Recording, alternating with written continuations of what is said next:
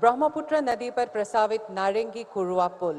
मैं हमारे आज के मुख्य अतिथि माननीय प्रधानमंत्री महोदय से पुनः अनुरोध करूंगी कि वे आभासी रूप से ब्रह्मपुत्र नदी पर बनने वाले नारंगी कुरुआ पुल की आधारशिला रखने की कृपा करें।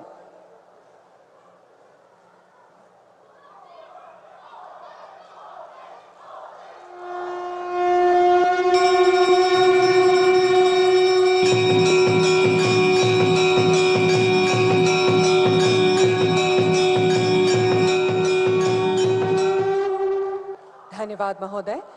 अब हम ब्रह्मपुत्र नदी पर प्रस्तावित नारंगी कुरुआ पुल पर आधारित एक वृत्त चित्र प्रस्तुत करेंगे।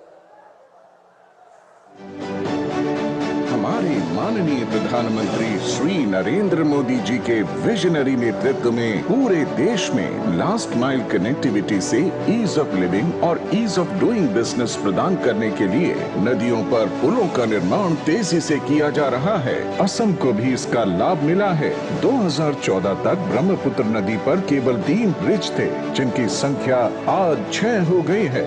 ब्रह्मपुत्र नदी असम के लिए एक महत्वपूर्ण जीवन रेखा है, जो कृषि, परिवहन और जैव विविधता को बढ़ावा देती है। आज हमारे माननीय प्रधानमंत्री श्री नरेंद्र मोदी जी इसी ब्रह्मपुत्र नदी पर कुरुवा से नारंगी के बीच करीब 1200 करोड़ रुपए की लागत से बनने वाले 2.9 किलोमीटर लंबे पुल का शिलान्यास कर रहे हैं। ये पुल उत्तर और दक्षिण गुवाहाटी के बीच बेहतर संपर्क प्रदान करेगा, जिससे गुवाहाटी शहर के विस्तार में और अधिक बल मिलेगा। शहर में भीड़ भाड़ और ट्रैफिक जैम को खत्म करेगा।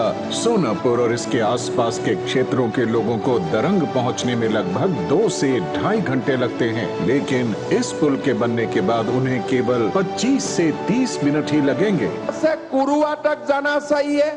कुरुआ से नया ब्रह्मपुत्र का पुल से वो नारंगी तक आना सही है। इस पुल से ओरांग टाइगर रिजर्व और पोबितरा वन्य जीव अभयारण्य तक भी वन्य जीव प्रेमियों को पहुंचना आसान होगा।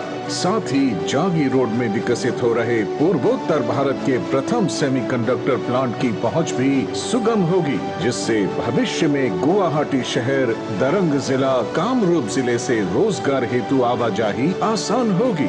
2018 में असम की इकोनॉमी 3.25 लाख करोड़ रुपए की थी।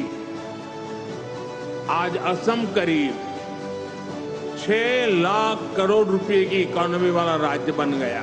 6 सालों में असम की इकोनॉमी की वैल्यू डबल हो गई है। ये डबल इंजन की सरकार का डबल इफेक्ट है। प्रधानमंत्री जी के नेतृत्व में असम की डबल इंजन सरकार असम को पूर्वोत्तर भारत का एक महत्वपूर्ण इकोनॉमिक हब बनाने की ओर तेजी से अग्रसर है। धन्यवाद।